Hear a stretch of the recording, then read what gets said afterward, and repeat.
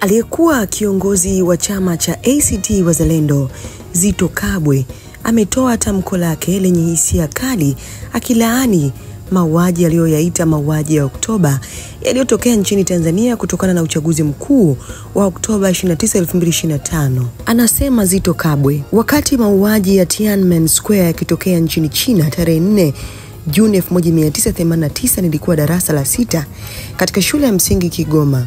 Sikuyashuhudia kwenye televisheni kama wengine, maana nyumbani hakukuwa na TV. Nilikuja kusoma kuhusu tukio hilo miaka kadhaa baadaye, na katika siku 10 zilizopita nimekuwa nikiyasoma tena baada ya mauaji ya Oktoba 29 yaliyotokea katika mikoa mbalimbali ya Tanzania.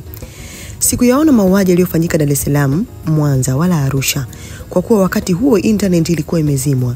Lakini Oktoba 30 niliungana na wananchi wa Kigoma waliokuwa wakiandamana katika ofisi za halmashauri ya Kigoma Ujiji kupinga matokeo ya uchaguzi. Baadaye nilikamatwa na kuwekwa rumande katika kituo kikuu cha polisi. Huko ndipo askari kadhaa waliponisimulia kuhusu hali mbaya iliyokuwa ikitokea Dar es Salaam, Mwanza na Mbeya. Mmoja wao aliniambia amempoteza mdogo wake katika machafuko hayo. Bado sikuweza kutambua ukubwa wa maafa hayo hadi nilipoanza kuona video baada ya internet kurejeshwa. Ilikuwa ni mauaji ya Oktoba. Huu ulikuwa ni wakati wetu wa Tiananmen.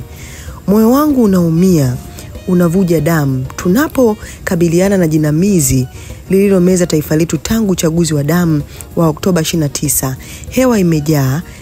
Hewa imejaa vilio vya wasio na hatia. Ardhi imejaa damu ya kaka na dada zetu. Ni usaliti uliotoboa moyo wa Tanzania.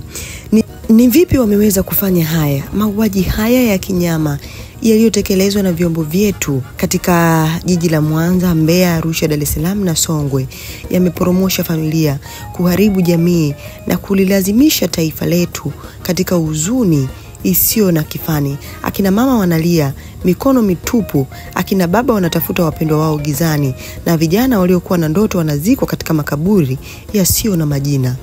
Vitendo hivi, risasi kufyatuliwa majumbani, utekaji wa usiku, vipigo kwa waandamanaji wa amani, ni doa jeusi katika historia yetu.